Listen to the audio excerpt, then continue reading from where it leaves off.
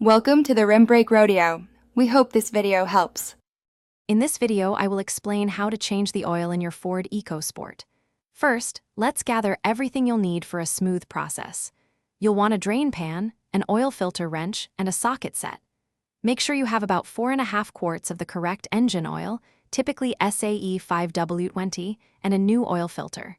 Safety is paramount, so always use sturdy jack stands to secure your vehicle. Now that your EcoSport is safely elevated, it's time to drain the old oil. Locate the oil drain plug, usually at the bottom of the oil pan. Place your drain pan directly underneath to catch the used oil. With a wrench, carefully loosen and remove the plug. Allow ample time, typically 10 to 15 minutes, for all the old, dirty oil to flow out completely into the pan. With the old oil drained, let's move on to the filter.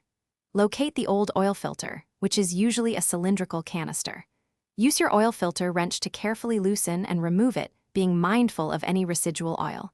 Before installing the new filter, apply a thin layer of fresh engine oil to its rubber gasket.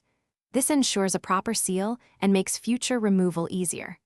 Hand tighten the new filter, then give it an additional quarter to half turn with the wrench. Finally, it's time to add the fresh engine oil.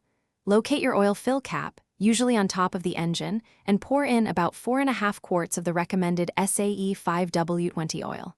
Replace the cap, then start your EcoSport's engine for a minute or two to circulate the new oil. Turn it off, wait a few minutes, then check the dipstick. Top off with more oil if necessary to reach the full mark, and inspect for any leaks. Thanks for watching. Consider subscribing if we helped you.